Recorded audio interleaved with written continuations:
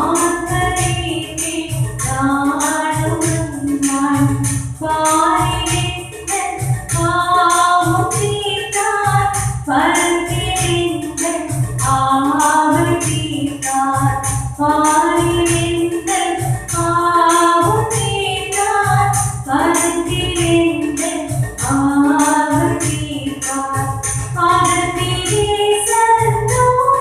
சந்தோஷமளித்தார் இடத்திலேக்கும் துதியே துதியே ஆகத்திலே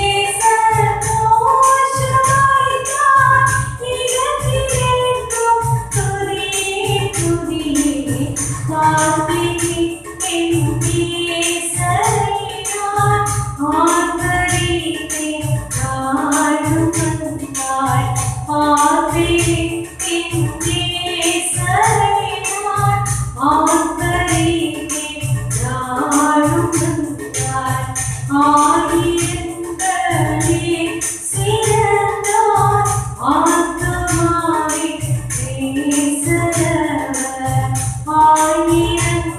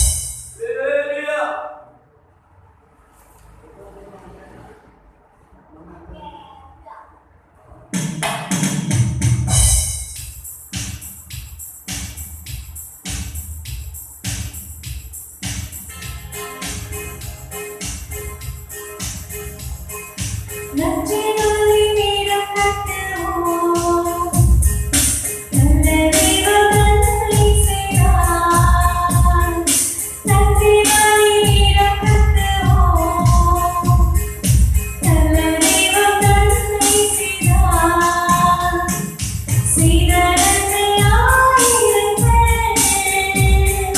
சரி சரி காணவே செய்த நன்மையாயிரங்கள்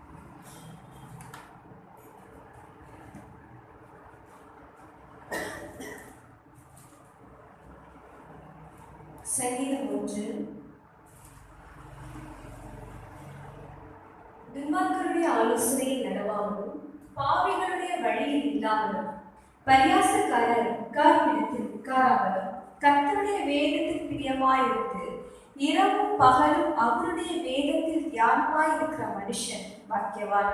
அவன் நீர்க்கால்களின் ஓரமாய் நடப்பட்டு தன் காலத்தில் தன் கனியை தந்து இலை உதிராதிருக்கிற மரத்தை போலிருப்பான். அவன் செய்வதெல்லாம் வாய்க்கும். துன்மார்க்கரோ அப்படி இராமல் காற்று பறக்கடிக்கும் பதரை போல் இருக்கிறார்கள். ஆகையால் துன்மார்க்கர் நியாய தீர்ப்பிலும் பாவிகள் நீதிமான்களின் சபையிலும் நிலை நிற்பதில்லை. கர்த்தர் நீதிமான்கள் வழி அறிந்திருக்கிறார், துன்மார்க்கரின் வழியோ அழி.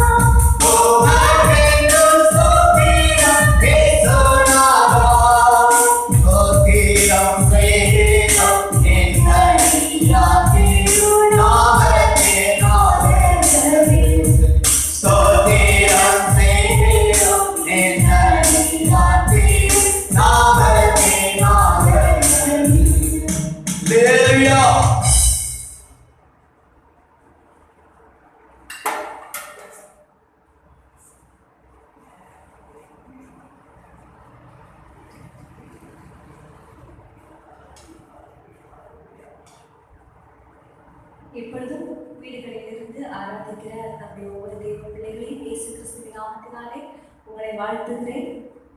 இப்பொழுதும் நாம் வாசித்த சங்கீதத்திலே 5 விதமான ஆட்களை பற்றி நாம் வாசிக்கிறோம்.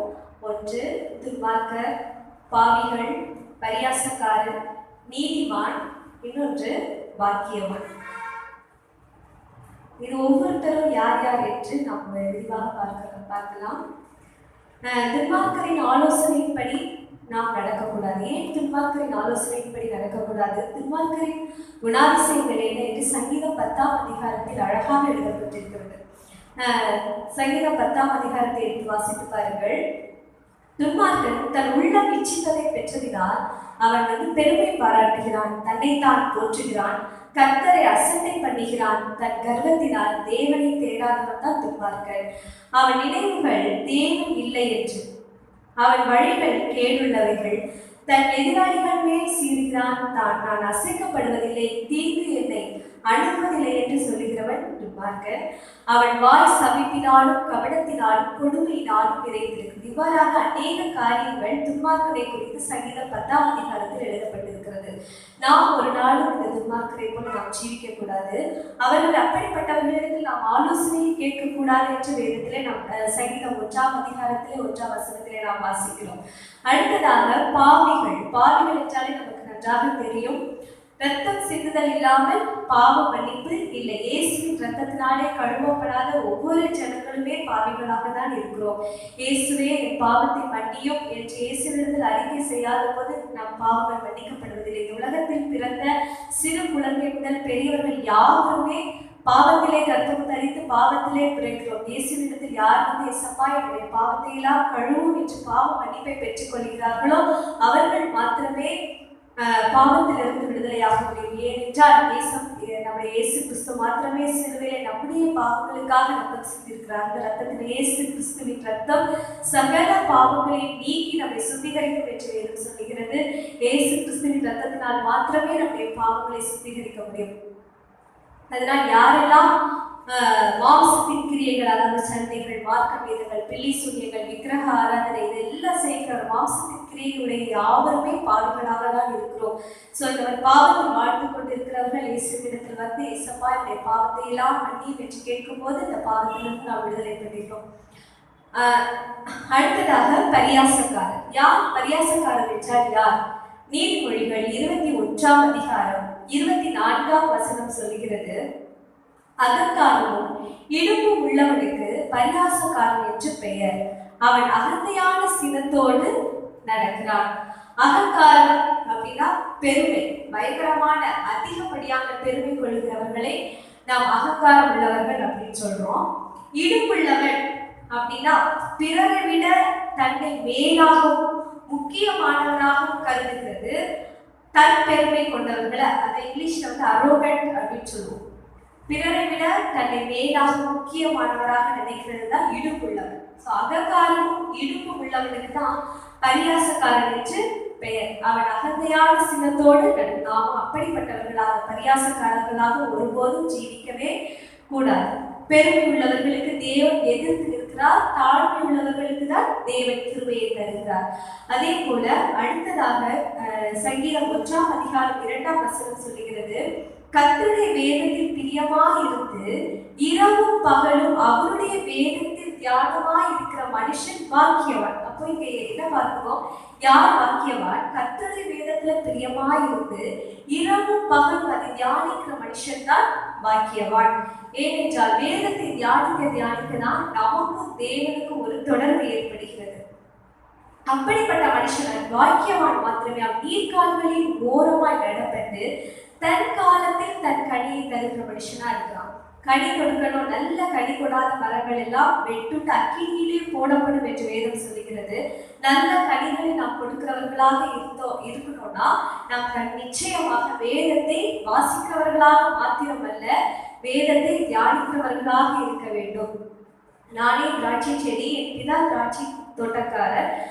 நாம் கொடிகள், நாம் அந்த திராட்சை செடியோடு இணைக்கப்பட்டவர்களாக இருந்தா மாத்திரம்தான் கனிகளை கொடுக்க முடியும். அது இணைக்கப்படுறது எப்படின்னா, இந்த வேதத்தை தியானிக்க நாம் தேவனோடு இணைக்கப்படுகிறோம். அப்பொழுதுதான் மிகுந்த கனிகளை கொடுக்க முடியும். கனிகளை கொடுக்கிறவர்கள் தான் தேவனுடைய சித்தத்தை செய்கிறவர்களாக இருக்கிறார்கள். தேவனுடைய சித்தத்தை செய்கிறவர்களை மாத்திரம்தான் தேவன் பரலோக ராஜ்யத்திலே கொண்டு சேர்க்கிறார். நாம் வேதத்தை தியானிக்க நமக்கு கிடைக்கும் பலன் பரிசுத்தமாகுதல், முடிவோ நித்திய ஜீவன். அதனால நாம் ஒவ்வொரு நாளும் இந்த வேதத்தை நாம் வாசிக்க வேண்டும், அதை தியானிக்க வேண்டும். இந்த நாட்கள் நமக்கு அதிகமான நேரங்கள் கிடைக்கும். நம்ம ஒவ்வொரு நாள் இரவு பகல் அந்த வேதத்தை தியானித்து கொண்டே இருக்க வேண்டும். அதற்காக எப்பொழுதும் பைபிளை படிச்சுட்டே இருக்கிறது இல்லை. நம்ம வேத வசனங்களை வாசித்து அதை ஃபர்ஸ்ட் நம்ம இருதயத்துல பதித்து கொண்டு, இருதயத்துல ஏற்றுக்கொண்டு அதை பதித்து நாம் வேலை செய்தாலும் வேற எந்த காரியங்களை செய்து கொண்டிருந்தாலும் மீண்டுமா இதை நினைவுக்கு கொண்டு வந்து அந்த வார்த்தைகளை நாம் தியானிக்க வேண்டும். அந்த வார்த்தைகளை நாம் சிந்திக்கும் போது தேவன் நம்மோடு கூட பேசுகிறதை நம்மால் உணர முடியும். அதே போல அடுத்தது நீதிமான். யார் இந்த நீதிமான்? எசேக்கியேல் 18ஆம் அதிகாரம் 9ஆம் வசனம், என் கட்டளைகளின்படி நடந்து என் நியாயங்களை கைக்கொண்டு உண்மையாய் இருப்பானாகில் அவனே நீதிமான் என்று வேதத்தில் எழுதப்பட்டிருக்கிறது. என் கட்டளைகளின்படி நடந்து என் நியாயங்களை கைக்கொண்டு. அப்போ கர்த்தருடைய வார்த்தைகளை நம்ம வாசிக்கணும், அதை தியானிக்கணும். அதுக்கு அடுத்ததாக வந்து நிச்சயமாய் நாம் கை கொள்ளணும். அப்பதான் நம்ம வந்து நீதிமன்களாக படுகிறோம். கட்டளைகளின்படி நடத்தி நியாயங்களை கை கொண்டு உண்மையாய் இருப்பானாகில் அவனே நீதிமன். ஆண்டவருக்கு முன்பாக நம்ம உண்மையும் உத்தமமாய் நடக்க வேண்டும். ஆகையினால இந்த சங்கீதம் 1ஆம் அதிகாரத்தில் நாம் என்ன அறிந்து கொள்கிறோம்? நாம் துன்மார்க்கராகவோ பாவிகளாகவோ பரியாசக்காரர்களாகவோ ஜீவிக்காமல் கர்த்தருடைய வேதத்தை தியானிக்கிற வாக்கியவான்களாகவும் கர்த்தருடைய வழிகளில் நடக்கிற நீதிமான்களாகவும் மாற வேண்டும் என்று சொல்லிக் கொள்கிறேன். வேளையிலும் நமக்கு நல்ல சங்கீத பகுதியை கொடுத்து நம்முடைய மகளோடு கூட நம்முடைய பேசுறவங்க எல்லா கர்த்தரை ஸ்தோத்திரம் பண்ணுவோம். ஸ்தோத்திரம் ஸ்தோத்திரம் ஸ்தோத்திரம் ஸ்தோத்திரம் ஸ்தோத்திரம் ஸ்தோத்திரம் ஸ்தோத்திரம் ஸ்தோத்திரம் ஸ்தோத்திரம். இப்போது கூட நாம் ஒரு சிறிய பாடலை பாடும்போது தேவ சமுதாய காணிக்கை ஏற்படுத்தி கர்த்தருடைய நாமத்தை நாம் இப்போ மையப்படுத்துவோம். தேவன் நம்மை ஆசீர்வதிப்பார். எல்லாம் எழுப்புவோம். எல்லாரும் எழுந்து நின்று அவருடைய பாடலை பாடி கர்த்தரை மையப்படுத்துவோம். இயேசு என்ற திருநாமத்திற்கு எப்போதுமே பெயர் ஸ்தோத்திரம். இயேசு என்ற திருநாமத்திற்கு எப்போதுமே பெயர் ஸ்தோத்திரம். உத்தம பக்தர்கள் போற்றி துதித்திடும் உன்னத தேவனின் நாமமதே. உத்தம பக்தர்கள் போற்றி துதித்திடும் உன்னத தேவனின் நாமமதே. உலகெங்கும் சொல்லித்திடும் நாமமதே. உலகெங்கும் சொல்லித்திடும் நாமமதே. இயேசு என்ற நாமத்திற்கு எப்போதுமே பெயர் ஸ்தோத்திரம். இயேசு என்ற நாமத்திற்கு எப்போதுமே பெயர் ஸ்தோத்திரம். சஞ்சலம் வருத்தம் சோதனை நேரத்தில் தாங்கி நடத்திடும் நாமமதே. சஞ்சலம் வருத்தம் சோதனை நேரத்தில் தாங்கி நடத்திடும் நாமமதே. தடை மற்றும் அகற்றிடும் நாமமதே. தடை மற்றும் அகற்றிடும் நாமமதே. இயேசு என்ற திருநாமத்திற்கு எப்போதுமே பெயர் ஸ்தோத்திரம். இயேசு என்ற திருநாமத்திற்கு எப்போதுமே பெயர் ஸ்தோத்திரம். எல்லாரும் கண்களை முடித்து வைப்போம். இந்த வேளையில கூட நல்ல அருமையான சங்கீத பகுதியை கர்த்தர் தந்தார்.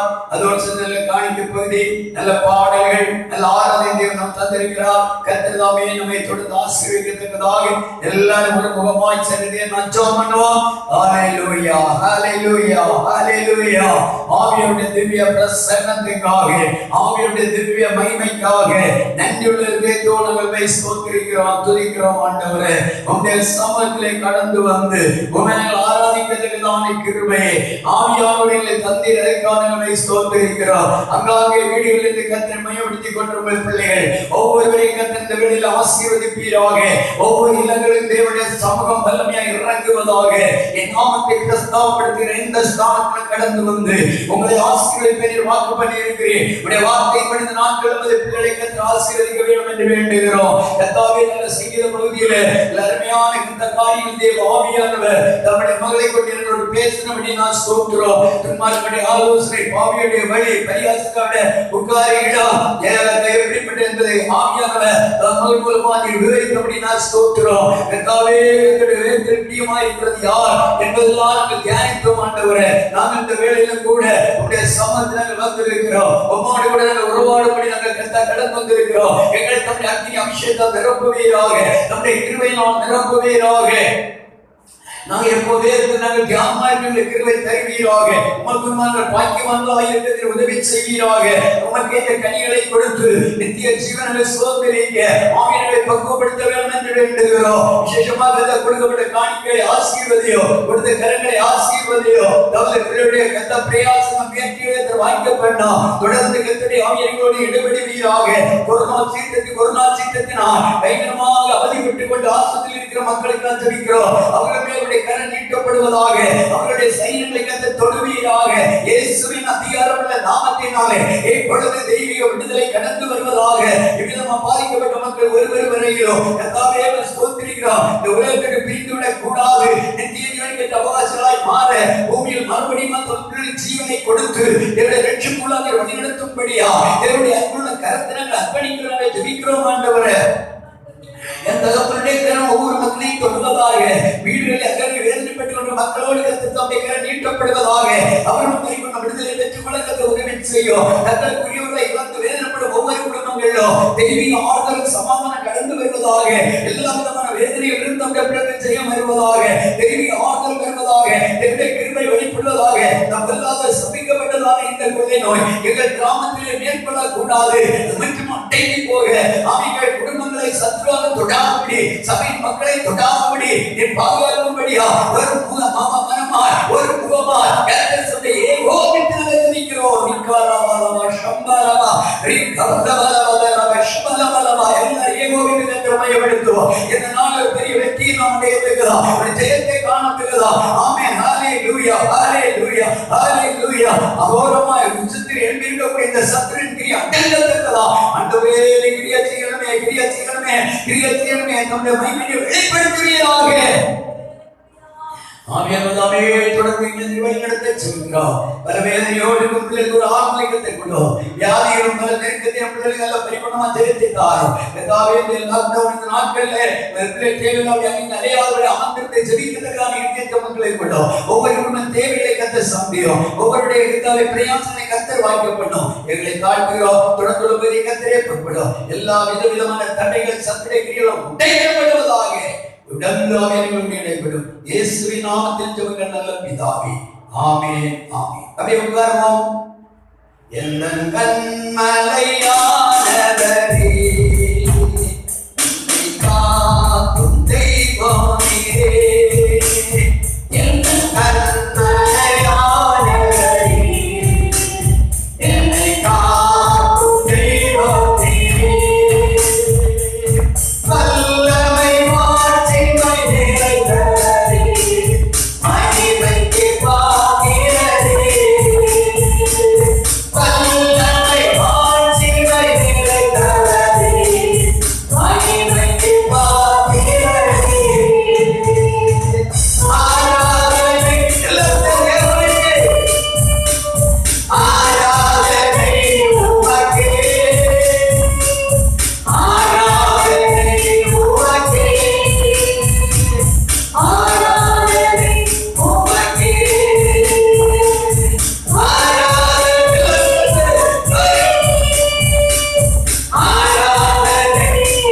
உமக்கே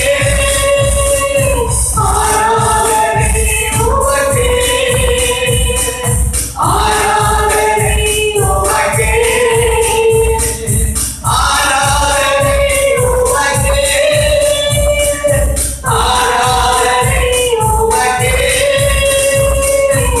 ஆராதனை உமக்கே ஆராதனை உமக்கே. ஹalleluya ஹalleluya ஹalleluya. இந்த அருமையான பகல் வேளையில கர்த்தருடைய வேத வசனம் முன்பாக நாம் கடந்து வந்திருக்கிறோம். தொடர்ந்து ஆவியானவரோடு இடைவிட நாம் யாரும் அதிக ஜெபத்தோடு கூட நாம் காணப்படுவோம். பரலோகத்தின் தேவன் என்னோடு பேச வேண்டும் என்றுள்ள எதிர்பார்ப்போடு தேவ சமூகத்தில் நாம் காணப்படுவோம். கர்த்தரை ஆசீர்வதிப்பாராக.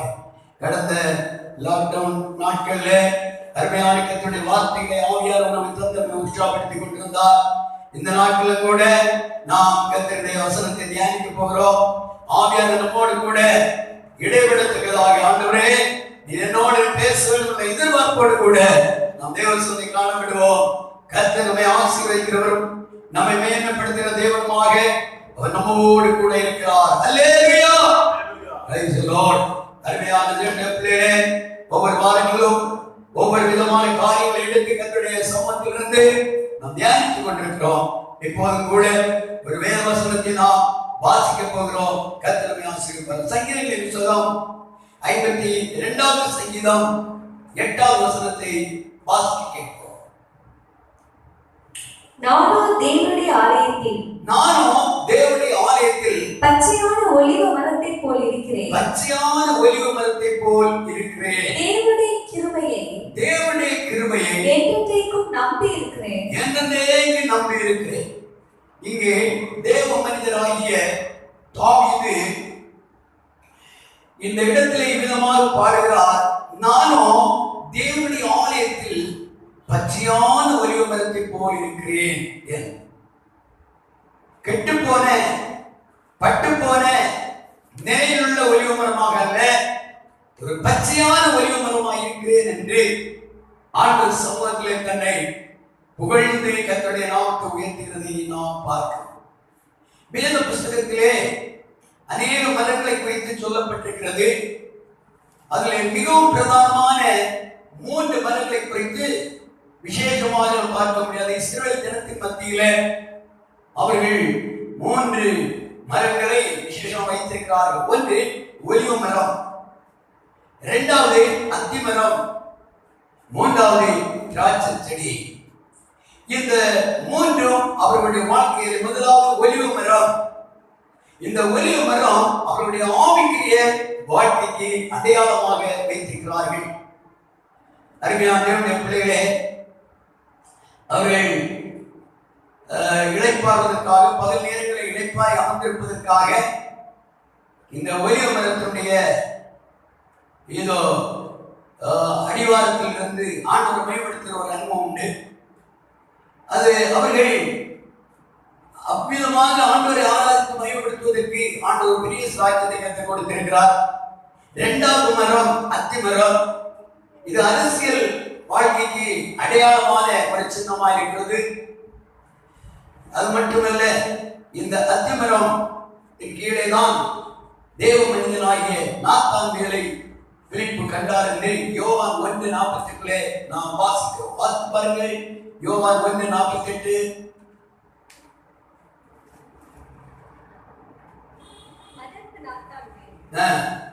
நீர் என்னை எப்படி அறிவீர் என்றான். இயேசு அவனை நோக்கி, பிலிப்பு உன்னை அழைக்கிறதற்கு முன்னே நீ அத்திமரத்தின் கீழ் இருக்கும்போது உன்னை கண்டேன் என்றார். நீ அத்திமரத்தின் கீழ் இருக்கும்போது உன்னை கண்டேன் என்றார்.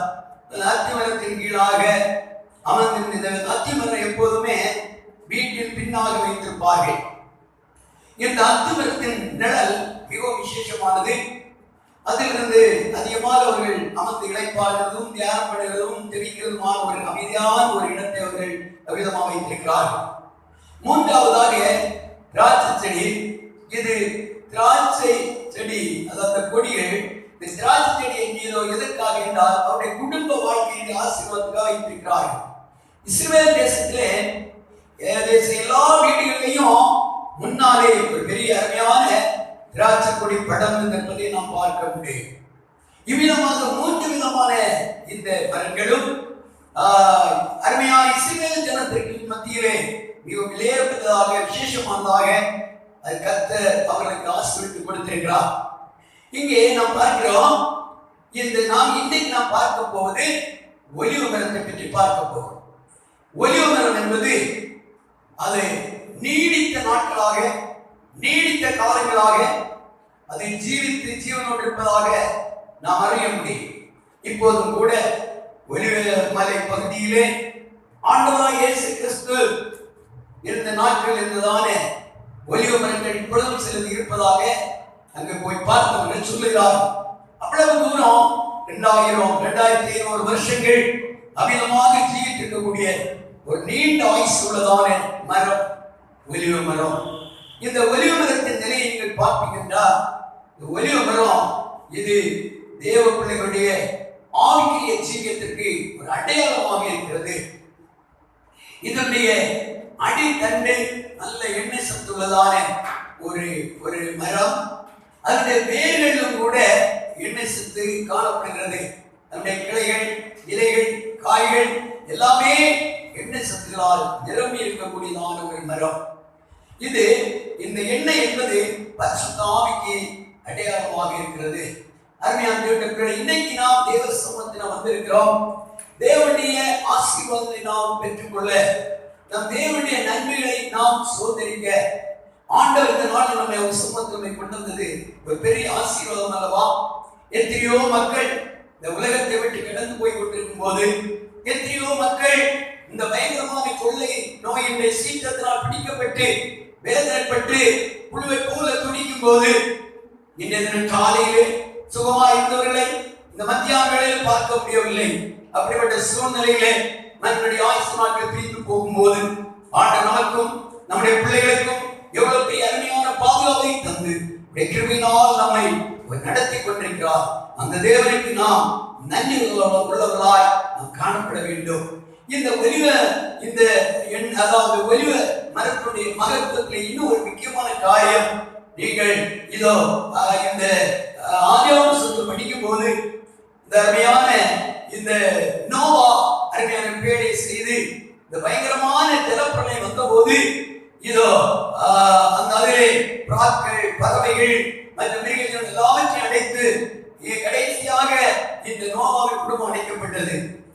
அது 40 நாட்கள் அந்த மலையின் மத்தியில, அந்த தண்ணீர் பெருக்கத்தின் மத்தியில அப்படியே அந்த பேழை மிதந்து இதோ கடந்து போவதை பார்க்கிறோம்.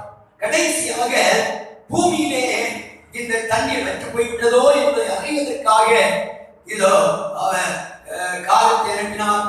இதோ அதனால் சரியா இருக்கிற ஒரு காரியம் அறிய முடியல. அந்த புறாவை அனுப்பும் போது புறா ஒரு ஒலிவ இலை கொத்தை அப்படியே தன்னுடைய வாயிலே கிள்ளி கொண்டு வருகிறது. இதை பார்த்த உடனே நோவா நினைக்கிறார், இப்போது பூமியிலே தண்ணீர் வற்றி விட்டது என்பதற்கு ஒரு அடையாளத்தை கண்டு கொண்டான்.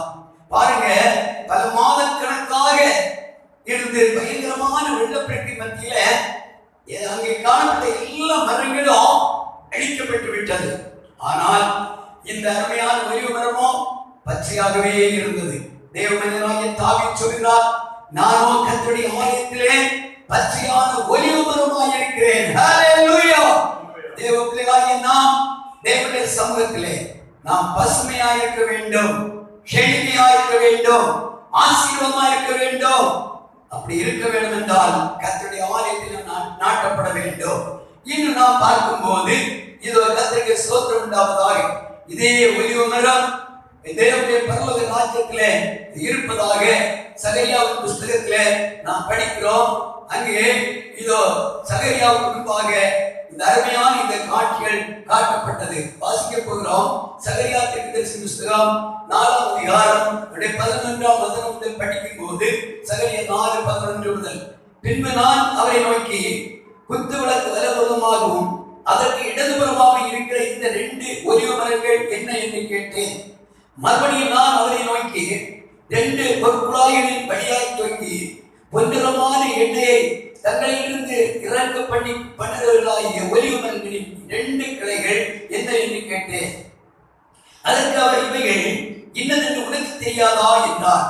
ஆண்டவரே, எனக்கு தெரியாது என்றேன். அப்பொழுது அவர், இவைகள் 2ம் சர்வலோகத்துக்கு ஆண்டவராய் இருக்கிறவரின் சமூகத்தில் நிற்கிற அபிஷேகம் பெற்றவர்கள் என்றார். அல்லேலூயா! இந்த அருமையான ஒலிவ மரம் அபிஷேகத்துக்கு அடையாளம். அதனுடைய மேல் கிளையிலிருந்து கீழே இருந்த வேர்கள் வரையும் எண்ணெய் சத்துள்ளதா இருக்கிறது. பர்வதத்தை பார்க்கும் போது 2 ஒலிவ மரங்கள் அங்கே வைக்கப்பட்டிருக்கிறது.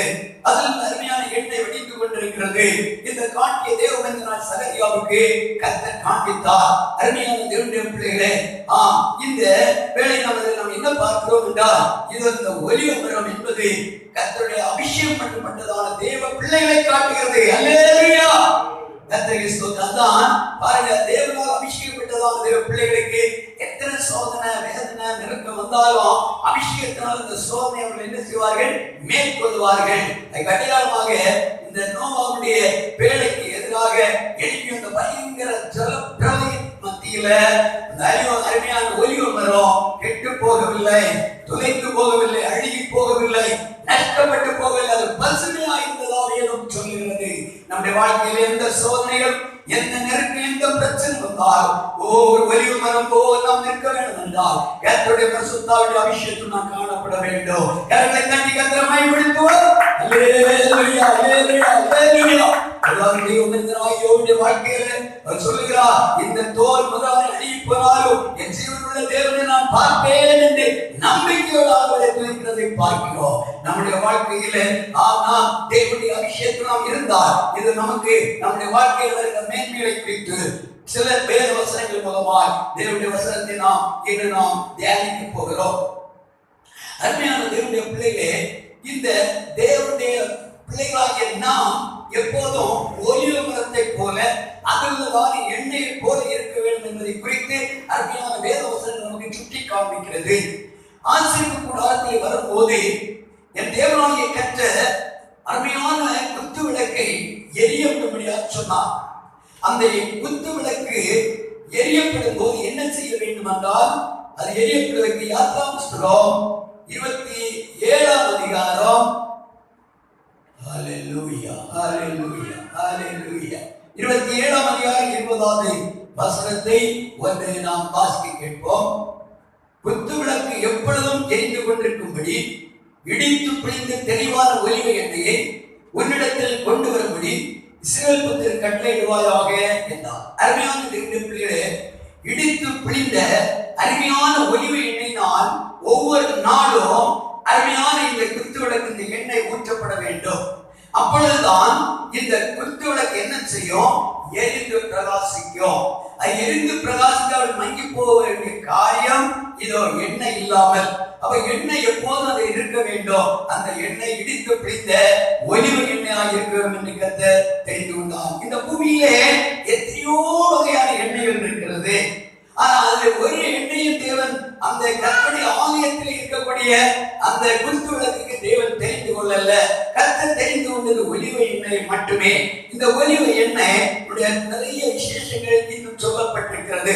அருமையான தேவனுடைய பிள்ளைகளே, நம்முடைய வாழ்க்கையில எழுந்து பிரகாசிக்க வேண்டும் என்றால், எரிந்து பிரகாசிக்க வேண்டும் என்றால், ஆண்டவருக்கு ஒரு பிரகாசமுள்ள பாத்திரம் மாற வேண்டும் என்றால், நம்மிலே கர்த்தருடைய அபிஷேகம் எண்ணெய் ஊற்றப்பட்டுக் கொண்டே இருக்க வேண்டும். அல்லேலூயா, அல்லேலூயா. அப்ப தேவ சமூகத்துல இந்த இடித்து பிழிந்த எண்ணெயாகிய பரிசுத்த ஆவியாகிய எண்ணெய் எப்போதும் நம்மிலே ஊற்றப்பட. இடித்து பிழிந்து என்றால் ஆண்டவராகிய இயேசு நமக்கு வேண்டிப்பட்ட பாடுகளை காண்பிக்கிறது. பாடுகள் மூலமாக, உபத்திரவங்கள் மூலமாக, அவர் இணைந்த பலவிதமான சிலுவையின் வேதனையின் மூலமாக, தியாகத்தின் மூலமாக சம்பாதித்ததுதான் பரிசுத்த ஆவியாகிய எண்ணெய். அல்லேலூயா. இந்த பரிசுத்தாண்டி அபிஷேகமாகிய இந்த எண்ணெய் நமக்கு ஊற்றப்படும் போது நாம் என்ன ஆகிறோம்? இதோ எரிந்து பிரகாசிக்கிற விளக்காக மாறுகிறோம். அந்த பரிசுத்தாண்டி அபிஷேகத்தின் எண்ணெய் நம்மள இருந்தாதான் நாம் பிரகாசிக்க முடியும். அந்த புத்தி இல்லாத கன்னிகளுக்கு எண்ணெய் இல்லை, அது எண்ணெய் இல்லாதபடி போய்விட்டது. அப்படிப்பட்ட நிலை அல்ல. நாம் இந்த நாட்கள்ல பலவிதமான பொருளாட்சிக்கு நிறைந்த இந்த நாட்கள்ல அதிகமாக தேவனுடைய சமூகத்தை ஜெபித்து அந்த பரிசுத்தாண்டி அபிஷேகமாகிய எண்ணெயை தேவ சமூகத்தில் நாம் வாங்க வேண்டும். பரிசுத்தாவியாகிய எண்ணெயை நாம் தேவ சமூகத்தில் வாங்கி ஆண்டவருக்காக நாம் எழுப்பி பிரகாசிக்க வேண்டும். தான் ஏசாயாவின் புத்தகம் 60ஆம் அதிகாரம் 1வது வசனத்திலே படிக்கிறோம். எழுந்து பிரகாசி, உன் ஒளி வந்தது என்று அங்கே நாம் வாசிக்க கேட்கிறோம். நாம் எழுந்து பிரகாசிக்க வேண்டும். ஏனென்றால் நாம் ஒளி கொடுக்கிற பிள்ளைகள். எதற்காக தேவன் நமக்கு அபிஷேகத்தை கொடுக்கிறார்? எதற்காக நம்மை அபிஷேகிக்கிறார்? எதற்காக அந்த எண்ணெயை நம்மை ஊற்றுகிறார்? நாம் எழும்பி பிரகாசிக்க வேண்டும். இருளில் இருக்கிற ஜனங்கள் வெளிச்சத்தை காண்பதற்கு நாம் பிரகாசிக்கிற விளக்குகளாய் எழுப்ப வேண்டும். அருமையான தேவனுடைய பிள்ளைகளே, நாம் எரிந்தால் மட்டும் போதாது, பிரகாசம் கொடுக்கிறவர்களாய், ஜொலிக்கிறவர்களாய் மாற வேண்டும். யோவானை பற்றி வேதத்தில் படிக்கிறோம். எரிந்து பிரகாசிக்கிற விளக்காய் இருந்தான் என்று. ஆம், நம்முடைய வாழ்க்கையில் இந்த இருண்ட உலகத்திலே, பாவம் நிறைந்த உலகத்திலே, நெருக்கம் நிறைந்த உலகத்திலே, சஞ்சலமும் பிரச்சனையும் வேதனை நிறைந்த உலகத்திலே, பலவிதமான இதோ ஏமாற்றங்களும் பாவ அக்கிரம கிரியும் இந்த உலகத்திலே, ஆமென், நாம் என்ன செய்ய வேண்டும்? பிரகாசிக்கிற மக்களால் மாற வேண்டும். பிரகாசிக்க வேண்டும் என்றால் எண்ணெயாக அபிஷேகம் நமக்கு தேவையா இருக்கிறது. எண்ணெயாக அபிஷேகம் இல்லாவிட்டால் நாம் எழுத முடியாது, பிரகாசிக்க முடியாது. எண்ணெயாக அபிஷேகம் வரும்போது நமக்கு ஒரு பிரகாசம் வெளிப்படும். நாம் எழுந்து பிரகாசித்து ஆண்டவருக்கு மகிமையான சாட்சியாய் மாற முடியும். அனைவரும் தேவனுடைய அன்பிலே நாம் கொண்டாடக்கூடிய மக்களாக நாம் மாற முடியும். ஆம், தேவனுடைய பிள்ளைகளே, எழுந்து பிரகாசிக்கிற அனுபவத்தை கர்த்தர் நமக்கு தருவாராக. நீதிமானே சேத சிந்தே நித்திய ஆசீர்வாதே வங்குமே. நீதிமானே சேத சிந்தே நித்திய ஆசீர்வாதே வங்குமே. நீருமை நன்மைகள் தொடருமே, கேட்பது கிடைக்குமே. நீருமை நன்மைகள் தொடருமே, கேட்பது கிடைக்குமே. கர்த்தரை நம்பி திரும்போ, கவலை கட்டங்கள் தேடிடும், கைவிடா காத்திடும் பரமனே. கரங்களை நாம் பற்றிக் கொள்வோம், கைவிடா காத்திடும் பரமனே. கரங்களை நாம் பற்றிக் கொள்வோம். அல்லேலூயா, அல்லேலூயா. அருமையான தேவனுடைய பிள்ளைகளே, அந்த குத்து விளக்கு எரிந்து பிரகாசிக்க வேண்டும் என்றால், ஆசீர் கூடாரத்துக்குள்ளே போகிறவருக்கு வெளிச்சம் கிடைக்க வேண்டும் என்றால் அது எரிந்து பிரகாசிக்க வேண்டும். நல்ல ஒரு விசேஷமான பிரகாசத்தோடு காணப்பட வேண்டும். அப்படியானால் அருமையான ஒளிவு எனக்கு தேவை. இந்த நாள் அருமையான பகலிலே தேவனுடைய வார்த்தையை தேவ பிள்ளையே, ஆண்டவராகிய இயேசு தம்முடைய அபிஷேகத்தை தம்முடைய ஜனத்தை கொடுப்பது எதற்காக? நாம் எரிந்து பிரகாசித்து அவருடைய நாமத்தை மையப்படுத்த அவருடைய நித்திய சுவிசேஷத்தை ஜனங்களுக்கு திட்டவட்டமாக எடுத்து அறிவிக்க, இருளில் இருக்கக்கூடிய ஜனம் தேவனுடைய அறிவாகிய வெளிச்சத்துக்குள் வர, நித்திய ஜீவன்கள் பிரவேசிக்கத்தக்கதாக நாம் ஒரு பிரகாசிக்கிற இதோ வழிகாட்டியாக எரிந்து பிரகாச விளக்காக இருக்கிறோம் என்று கர்த்தர் விரும்புகிறார். சொல்லுவோம். இந்த நாளில் இது ஒரு முக்கியமான இரண்டாவது நாம் பார்த்த அபிஷேகமாக இந்த எண்ணெய் எதற்கு வேண்டியது என்றால் வாசியுங்கள். இது ஏசாயாவின் புஸ்தகம் இதனுடைய 61வது அதிகாரம் 1ஆம் வசனத்தை ஒன்று வாசிக்க கேட்போம். ஏசாயா 61:1. தேவனுடைய ஆவியானவர் என்மேல் இருக்கிறார். சிறுமைப்பட்டவர்களுக்கு சுவிசேஷத்தை அறிவிக்க கர்த்தர் என்னை அபிஷேகம் பண்ணினார். இருதயம் நொறுங்குண்டவர்களுக்கு காயம் கட்டுதலையும் சிறுமைப்பட்டவர்களுக்கு விடுதலையையும் கட்டுண்டவர்களுக்கு கட்ட அவிழ்த்தலையும் கூறவும் கர்த்தருடைய அனுக்கிரக வருஷத்தையும் நம்முடைய தேவன் நீதியை சரிக்கட்டும் நாளையும் கூறவும் துயரப்பட்ட அனைவருக்கும் ஆறுதல் செய்யவும் சீயோனிலே துயரப்பட்டவர்களை சீர்படுத்தவும் அவர்களுக்கு சாம்பலுக்கு பதிலாக சிங்காரத்தையும் துயரத்துக்கு பதிலாக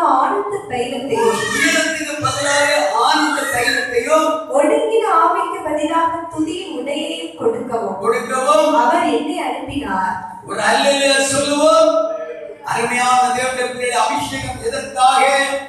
அந்த அபிஷேகத்தை பெற்றுக்கொண்ட தேவ பிள்ளையே, தேவன் எதற்காக அந்த அபிஷேகத்தை தந்திருக்கிறார்?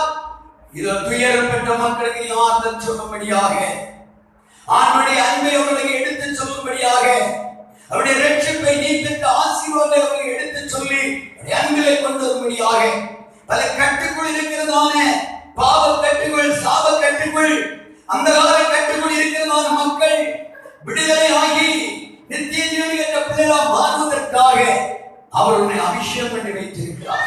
நாம் பெற்ற கிருபையை ஏனோ தான் என்று வைத்துக் கொண்டு மறைவிடத்தில் வைத்துக் கொண்டிருக்க தேவன் விரும்பவில்லை. அதை நம் வெளியே பிரகாசிக்கப்பட வேண்டும். நம்மிலே அந்த பிரகாசத்தை வெளிப்பட வேண்டும் என்று கர்த்தர் விரும்புகிறார். அது மட்டுமல்ல, வேத புத்தகத்தை என்ன நாம் படிக்கும் போது இந்த அபிஷேகம் எதற்காக வெளிப்படுத்துற விசேஷம் 11ஆம் அதிகாரம் 4-5 வசனங்களை படிக்கும் போது இதோ வெளிப்படுத்துற விசேஷம் 11ஆம் அதிகாரம் 4-5 வசனங்களை ஒன்று வாசித்து பாருங்கள். ஹalleluya ஹalleluya ஹalleluya. லோகத்தின் ஆண்டவருக்கு முன்பாக நிற்கிற 2 ஒலிவ மரங்களும் 2 விளக்கு தட்டுகளும் இவர்களே. ஒருவன் அவர்களை சேதப்படுத்த மனதாயிருந்தால் அவர்களுடைய வாயிலிருந்து அக்கினி புறப்பட்டு அவர்களுடைய சத்துருக்களை பட்சிக்கும். அவர்களை சேதப்படுத்த மனதாயிருக்கிறவன் எவனோ அவன் அப்படியே கொல்லப்பட வேண்டும். அப்ப பாருங்க, இந்த ஒலிவ மரத்தில் அந்த எண்ணெய் எதை காட்டுற? அபிஷேகத்தை காட்டுற. ஒரு தேவ பிள்ளை தேவனுடைய அபிஷேகத்தை பெற்றுக்கொள்ளும் போது அவர் சத்துருக்களை மேற்கொள்ளக்கூடிய அந்த பலனும் அதுக்குரிய கிருபையை கற்றுக் கொடுக்கிறார். ஒரு அல்லேலூயா சொல்லுவோம். அல்லேலூயா. இந்த நாள் பகலில் இருந்து வாழ்த்துகிற தேவ பிள்ளையே, நெருக்கங்களையும் உபத்திரங்களையும் சோதனையும் கண்டு நாம் துவண்டு போக அல்ல, நமக்கு எதிராக இருக்கிற சத்துருக்களை கண்டு நாம் பின்னணி அல்ல. நாம் தேவனுடைய அபிஷேகத்தை பெற்றுக்கொண்டது உண்மையானால், தேவனுடைய பரிசுத்தாவிய அபிஷேகத்தில் நாம் காணப்படுவது உண்மையானால், தாவீது சொல்லுகிறார், தாவீதோ என் சத்துருக்களுக்கு முன்பாக நீ எனக்கு பந்தி ஆயத்தப்படுத்தி என்னுடைய தலையை எண்ணெயால் அபிஷேகம் பண்ணுகிறேன். கரங்களை தட்டி கர்த்தரை ஸ்தோத்திரிப்போம். அவள் சத்துருக்களை மேற்கொள்ள, சத்துருக்களுக்கு முன்பாக வெட்கப்படாதபடி தலை நின்று நிற்க இந்த அபிஷேகம் நம்மை மேன்மையாக கொண்டிருக்கிறது. சத்துருக்கள் வெட்கப்படத்தக்கதாய் தேவ மனிதனாகிய தாவீதுக்கு முன்பாக எழும்பின ஒவ்வொரு சத்துருக்களுக்கு முன்பதாகவும் என் ஆண்டவராகிய மனிதனாகிய தாவீது மேல் அவருடைய அபிஷேக தைலத்தை ஊற்றி அபிஷேக எண்ணெயை ஊற்றி தாவீதை அபிஷேகித்து இதோ சத்துருக்களுக்கு மேலாக உயர்த்த ஆரம்பித்தார். சத்துருக்கள் எந்தெந்த சத்துருக்கள் தாவீதை வெறுத்து ஒதுக்கினார்களோ அந்த சத்துருக்களுடைய கண்களுக்கு முன்பாக அவர் உயர்த்தப்பட்ட மட்டுமல்ல, அந்த சத்துருக்களுடைய பாதவிடத்தில் வரத்தக்கதான அளவில் கர்த்தர் தாவீதை உயர்த்தினார். அது ஏன் அவ்விதமாக உயர்த்தப்பட்டார்? அது கர்த்தருடைய அபிஷேகம். கர்த்தருடைய அபிஷேகம் அவரை உயர்த்த ஆரம்பித்தது. இதனால் பகவலிலே அருமையான தேவப்பிள்ளை கர்த்தருடைய அபிஷேகம் இருக்கிறாயா? நீ பரிசுத்தான நிறைவேற்றிய ஜெபிக்கிறது உண்டா? உன்னுடைய வாழ்க்கையை பெற்றுக்கொண்ட அபிஷேகத்தை மறைத்து வைத்திருக்கிறாயோ? நிறைவேற்ற வாழ்க்கையிலே விளக்கை கொளுத்தி இதோ மறைக்காலங்களும் கட்டியின் கீழும் இதோ விவிதமாய் கொண்டு மறைத்து வைக்கிற ஒரு நிலை இருக்கிறது. அவ்விதமாக நீ மறைத்து வைக்க அல்ல, நீ பெற்றதான அபிஷேகம் உன்னிலே பிரகாசிக்கப்பட்டு அநேகமே தேவனுடைய அன்பை ருசிக்க நித்தியத்துக்குள் வர ஏதுவாக கத்தும் கையிலே அநேக கிருபைகளோடும் பலங்களோடும் அந்த எண்ணெய் உண்மையில் ஒரு ஊற்றி தந்திருக்கிறார். அல்லேலூயா, அல்லேலூயா. அந்த அபிஷேகத்திலே நீ நிரம்பி நீ ஜொலிக்க வேண்டும் என்று கர்த்தர் விரும்புகிறார். அந்த அபிஷேகத்தை எழும்பி பிரகாசிக்க வேண்டும் என்று அவர் விரும்புகிறார். சத்துருக்களை நீ மேற்கொள்ள வேண்டும் என்றால் இந்த அபிஷேகத்துக்குள்ளே நீ நிற்க வேண்டும். ஒரு அருமையான ஒரு கர்த்தருடைய தாசன் ஒரு தடவை இதோ அவர் சொல்லும் போது நான் நல்ல விதமாக ஆவிக்குரிய ஜீவியத்துக்குள்ளே வளர்ச்சியா நின்று அபிஷேகம் நேரத்துல பிசாசின் கிரியைகள் என்னை கண்டு அலறி ஓட ஆரம்பித்தது. ஆனா சில காலங்கள் சரியா ஜெபிக்கல, சரியான பிரகாரம் ஆண்டவருடைய ஊழியத்திலே செயல்படல. அப்போ இந்த கிரியைகளை இழந்தேன். ஆனா பிசாசு என்னை கண்டு ஓட முடியல. அது பரிகசிக்க ஆரம்பித்தது. பலவிதமான நிலை என்னை வேதனைப்படுத்த ஆரம்பித்தது என்று. ஆம் தேவ பிள்ளையே, ரட்சிக்கப்பட்ட அபிஷேகம் பண்ணப்பட்ட தேவ பிள்ளையே, உன்னுடைய வாழ்க்கை நீ பெற்றுக்கொண்ட அபிஷேகத்தை ஏதோ தான் என்று மறைத்து வைக்காதல்ல. நீ ஜபத்திலே தைத்திருக்க வேண்டும். நீ பெற்ற அபிஷேகத்தை எடுத்து ஜொலிக்க பண்ணி பிரகாசிக்க பண்ணி அநேகம் பேருக்கு நீ பயனுள்ள பாத்திரமா நீ மாற வேண்டும் என்று கர்த்தர் விரும்புகிறார். கர்த்தர் விரும்புகிறபடி நீ ஜீவிப்பாய் என்றால் உன்னுடைய வாழ்க்கையிலே இதோ சத்துருக்களை முன்பாகி உயர்த்தப்படுவார். நீ அமிதமாய் அபிஷேகத்தில் நிறைந்து தேவனோடு நெருங்கி உறவாடுவாய் என்றால் எல்லா காரியங்களையும் பெரிய ஜெயத்தையும் விடுதலையும் பெற்றுக் கொள்வார். தாவீதுடைய வாழ்க்கையிலே அந்த விசேஷமான அபிஷேகம் இருந்தபடியினால்தான் அவருடைய வாழ்க்கையிலே எல்லா இழந்து போன சூழ்நிலையிலும் கர்த்தர் சொல்லி கேட்கிற ஆண்டவரே நான் என்ன செய்ய வேண்டும் என்று கர்த்தர் சொன்னார். நீ அந்த தண்டை பின்தொடர்ந்து போ, நான் உன்னோடு கூட இருப்பேன் என்று கர்த்தர் சொன்னார். தேவனுடைய அபிஷேகம் உன்னோடு கூட இருக்கும்போது எந்த பெரிய சத்துரு கூட்டம் எதிராக எழும்பினாலும் அவைகளை நீ மேற்கொண்டு ஜெயமளிக்க முடியும். தாவீதை இழந்தவன் எல்லாவற்றையும் திரும்பவும் பெற்றுக் கொள்ளத்தக்கதால் கர்த்தருடைய ஆவியானவர் தாவீதுக்கு உதவி செய்தார். கரங்களை தட்டி கண்டு நாம் மகிழ்கிறோம். இந்த நாள் நாம் தேவ சபைக்கு வந்திருக்கிறோம். நம்முடைய வாழ்க்கையை தேவனுடைய ஆசீர்வாதங்களையும் நன்மையும் நாம் பெற்றுக்கொள்ள தேவ பிள்ளையே, உன்னிலே கர்த்தர் தந்த அபிஷேகத்தை இழந்து போகாதே. அக்கினி அபிஷேகத்தோட இன்னும் நீ கடந்து வா. புதிய அபிஷேகத்தை பெற்றுக்கொள்ள கர்த்தருடைய வார்த்தையை தைத்து வேதத்தை நன்றாக வாசித்து தியானம் கொண்டு கர்த்தருடைய சமூகத்தின் அபிஷேகத்தை வாசித்து கேளு. இழந்து போனாயோ இது மறுபடியும் கர்த்தர் தரப்போதுமானவராக இருக்கிறார். இது கிருபையின் காலம். இந்த கிருபையின் நாட்கள்ல கர்த்தருடைய சமூகத்தை அனல் விட்டு தேவத்தை எழுப்பி பிரகாசிப்போம். அடுத்தபடியாக இது அந்த அபிஷேகம் நமக்கு நம்ம என்ன செய்கிறது? ஒரு பெரிய ஒரு தேவனுடைய மகத்துவமான மகிமையான வருகைக்காக நம்மை தகுதிப்படுத்துகிறது.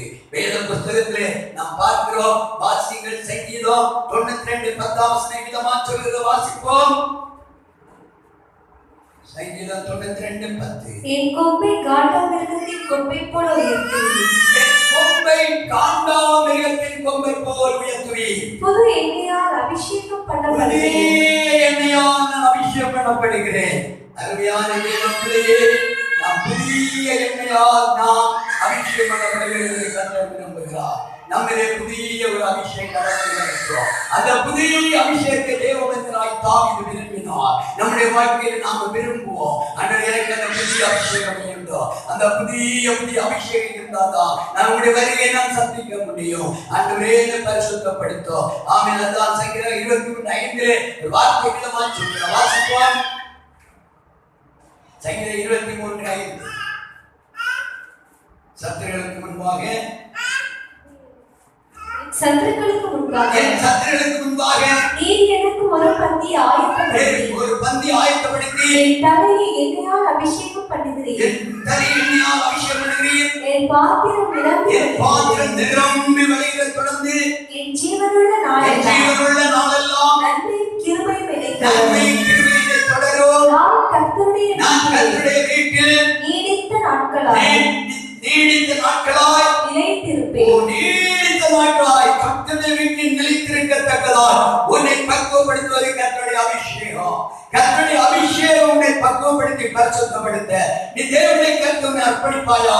தாவீது கேட்டது புதிய எண்ணெயா என்னை அபிஷேகம் பண்ணும் என்று கேட்டது போல இந்த அருமையான இந்த வேளையிலே ஆண்டவருடைய சமூகத்தில் நாம் கேட்போம். ஆண்டவரே, அந்த புதிய அபிஷேகம் எனக்கு வேண்டும். அந்த புதிய அபிஷேகத்தை நிரப்பணும், என்னை பரிசுத்தப்படுத்தணும். நீர் வரும்போது இதோ நான் புத்தியுள்ள கன்னிகையாய் உமது சமத்துவம் என தரிசிக்கத்தக்கதாய் நீர் என்னை பரிசுத்தப்படுத்தும். மற்ற 24 படிக்கிறோம். எண்ணெயோடு கூட தீவெட்டியை எரிய விட்டு ஆயத்தத்தோடு போனதான அருமையான 5 கன்னிகைகளும் மணவாளனாகிய தேவனை சந்தித்தார்கள். மணவாளனை சந்தித்தார்கள். அவர்கள் அந்த மணவாளனை சந்தித்த போது அவர்கள் அறையிலே பிரவேசித்தார்கள். கதவு அடைக்கப்பட்டது. வருகை சீக்கிரம் இருக்கிறது என்று இது காண்பிக்கிறது. நாம் புத்தியுள்ள கன்னிகைகளாய் நாம் பெற்றதான அபிஷேகத்தை நாம் இழந்து விடாதபடி இதோ திரும்ப திரும்ப புதிய புதிய எண்ணெயாய் அபிஷேகத்தை பெற்றுக்கொண்டு ஒலிவ மரத்தை போல நின்று ஜொலிக்க, ஒலிவ மரத்தை பசுமையாய் நிற்க, ஒலிவ மரத்தை போல பயனுள்ளவன் மாற இந்த நாள் பகலிலே தேவன் நம்மோடு பேசிக் கொண்டிருக்கிறார். அல்லேலூயா, அல்லேலூயா, அல்லேலூயா. கர்த்தர் சீக்கிரமாய் வரப்போகிறார். அடுவரையை சந்திக்க நாம் ஆயத்தப்படுவோம். தேவ மனிதனாகிய இதோ எலியா இதோ கர்த்தருடைய சமூகத்தில் நல்ல ஒரு பசுமையான ஒலிவ மரமாய் நின்றார். கர்த்தர்களுக்கு முன்பதாக பின்னடைத்து போகவில்லை. நீங்க 1 ராஜாக்களின் புத்தகம் 18ஆம் அதிகாரம் 38, 39 வசனங்களை வாசிக்கும் போது அங்கே நாம் பார்க்க முடியும். 1 ராஜாக்களின் புத்தகம் 18ஆம் அதிகாரம் 38, 39 அந்த வார்த்தைகளை வாசித்து பாருங்கள். ஹalleluya, glory to God. அப்பொழுது கர்த்தரிடத்தில் இருந்து அக்கினி இறங்கி அந்த சர்வாங்க தகன பலியை விறகுகளையும் கற்களையும் மண்ணையும் பட்சித்து வாய்க்காலில் இருந்து தண்ணீரையும் நக்கி போட்டது. ஜனங்கள் எல்லாரும் இதை கண்டபோது முகங்குப்புற விழுந்து கர்த்தரே தெய்வம் என்றார்கள். ஹalleluya. அருமையான தேவனுடைய கர்த்தருடைய அபிஷேகம் எலியாவின் மேல் இருந்தது. பசுமையான ஒரு ஒளியுமாய் இருந்தார். அவர்கள் இருந்த தேவனுடைய அக்கினி சக்கரத்துக்கு முன்பதாக பிரகாசித்தது. சத்துருவுக்கு முன்பாக ஒரு பெரிய ஒரு ஜெயத்தை வெளிப்படுத்தினது. இந்த நாளில் தேவசம் அமர்ந்திருக்க தேவ பிள்ளையே, ஆமே, சத்துருவுக்கு முன்பாக உன்னை வெட்கப்படுத்தாத ஒரு உண்மையுள்ள ஊழியக்காரனாய், ஒரு தேவனுடைய அபிஷேகம் பெற்ற ஒரு தேவ பிள்ளையாய் உன்னை மாற்றி அந்த சத்துருவுக்கு சாட்சியாய் மாற்ற வேண்டும் என்றால் இதோ நீ கர்த்தருடைய அபிஷேகத்துக்கு விலகக் கூடாது. ஒரு எலியாவை போல நீ வயிறாய்க்கும் ஒரு பாத்திரமா, எலியாவை போல பச்சையான ஒளிவு மரமாய் ஆண்டவர் வந்து கர்த்தர் விரும்புகிறார். கர்த்தருடைய வருகை மிகவும் சீக்கிரம். அவருடைய வருகையை சந்திக்க என்னை உள்ள தீவெட்டிகளால் அவர் சமங்களை தரிசிக்க நாளை கர்த்தர் நமக்கு உதவி செய்வாராக. அவருடைய கர்த்தரை அர்ப்பணிப்போம், அவருடைய கர்த்தருக்கு ஒப்பு கொடுப்போம். ஆண்டவரே, என்னை ஒரு பச்சை பசுமையான ஒளிவு மரமாய் மாற்றுங்கப்பா. கர்த்தருடைய ஆலயத்தில் நிற்கிறதான அருமையான தேவனுடைய தாவீது பாடும்போது உம்முடைய ஆலயத்தில் நான் ஒரு பச்சையான ஒளிவு மரம் என்று பாடுவது போல ஆண்டவரே, என்னை ஒரு பச்சையான ஒளிவு மரமாய் என்னை மாற்றுங்க. நல்ல ஒரு எண்ணெய் நிறைந்த ஒரு மரமாய், எண்ணெய் நிறைந்த ஒரு பாத்திரமாய் மாற்றுங்க. இல்லே உடைய அபிஷேகமாய் எண்ணெய் நிரம்பி வழியட்டும். என்னிலே அந்த எண்ணெய் குறையக்கூடாது. நான் உடைய சமூகத்தில் எரிந்து பிரகாசிக்க, சத்துருக்கள் மத்தியில் வெட்கப்படாத நான் தலை நிமிர்ந்து நிற்கத்தக்கதா, ஆண்டவரே உடைய மகிமையுள்ள வருகை நான் வந்து சேரத்தக்கதா என்று நீர்தாமே ஆசீர்வதியும். தம்முடைய அபிஷேகத்தை நிரப்போ, ஒரு புதிய அக்கினி மேல் ஊற்றப்படட்டும், புதிய கிருபை மேல் இறங்கட்டும், புதிய எண்ணெயா புதிய கிருபையா புதிய வல்லமையினால் என்னை அபிஷேகம் பண்ணும் என்று கேட்போம். நாம் இந்த விடுதலை சகோதரர் வந்திருக்கிறோம். எல்லாரும் அந்த சகோதரனை அர்ப்பணம் பண்ணி ஆண்டவரே, நான் இழந்து போனதை கிருபைகளை திரும்ப எனக்கு தார். நான் எரிந்து பிரகாசிக்கிற பலனை தார். சத்துருக்களுக்கு முன்பாக வெட்கப்படாதலை நின்று நிற்கத்தக்கதா ஆண்டவரே, என்னோடு பக்குவப்படுத்தும். வருகைக்காக தகுதிப்படுத்தி கேட்போம். கர்த்தர் நம்மை ஆசீர்வதிப்பாராக. ஹalleluya. எல்லாரும் ஜெபம் பண்ணுவோம். எல்லாரும் தேவனுடைய கரத்திலே நம்மை ஒப்பு கொடுத்து கொஞ்ச நேரம் நம்ம ஜெபிக்க போகிறோம். தேவனுடைய பரிசுத்த ஆவியானவர் நம்மோடு கூட அவருடைய மகிமையை வெளிப்படுத்தும்படியாக, அவருடைய கிரியை செயல்படுத்தும்படியாக வருமுகமாய் கொஞ்ச நேரம் போராடி நாம் ஜெபிப்போம். ஹalleluya ஹalleluya ஹalleluya ஹalleluya ஹalleluya. ஆயத்தமிழ்ந்தோரை ஆகாயம் சேர்ந்த அவரே மாறாரே. ஆயத்தமிழ்ந்தோரை ஆகாயம் சேர்ந்த அவரே மாறாரே. மீட்டவரோ மேலோகமே நல்ல மேலியே விழுவா. மேக மீது இயேசுராஜே தேவவாரே. மேக மீது இயேசுராஜே தேவவாரே. கிருபைக்குள்ளே மறைவோரெல்லாம் கிளம்பியே எழுந்திடுவா. உள்ளே மறைவோரெல்லாம் மறைக்காதிருக்கும் மறைசுத்தரெல்லாம் மறைந்தே போவாரே. மறைக்காதிருக்கும் மறைசுத்தரெல்லாம் மறைந்தே போவாரே. மேக மீது இயேசுராஜே தேவவாரே.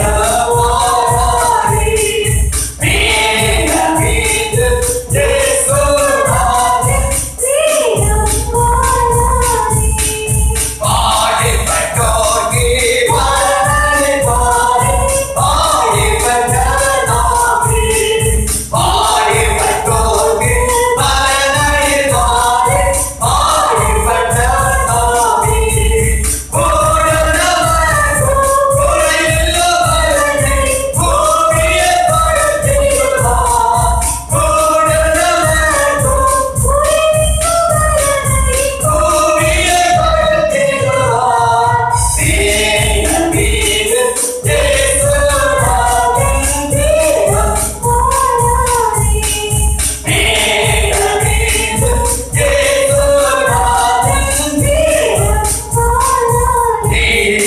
ஆயிரம் வருஷம் ஆளுகை செய்வார் இயேசுராஜே. ஆயிரம் வருஷம் ஆளுகை செய்வார் ஆண்டவர் இயேசுராஜே. தேசமானவர் நீங்கள் ஜோதியின் ஆளுகிறவரே. மனநிறைந்திருக்கும் ஜோதியின் ஆளுகிறவரே. மேக மீது இயேசுராஜே தேவவாரே. மேக மீது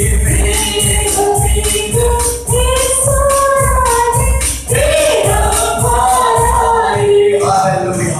எல்லாரும் ஜெபிப்போம். தேவ சபை கேட்ட வேத வசனங்களை வைத்து நான் தேவ சமூகத்திலே உம்முடைய ஆலயத்தில் நான் ஒரு பச்சையான ஒலிவ மரமாய் இருக்கிறேன் என்று தாவீது சொன்னது போல தேவ பிள்ளையே, நீ கர்த்தருடைய சமூகத்திலே ஒரு பச்சையான ஒலிவ மரமாய் இருக்க கர்த்தர் விரும்புகிறார். உலக மனுஷர் பாவத்தினாலும் சாபத்தினாலும் அக்கிரமத்தினாலும் செத்து மடிந்து கொண்டிருக்கும் போது நாம் அப்படி அல்ல.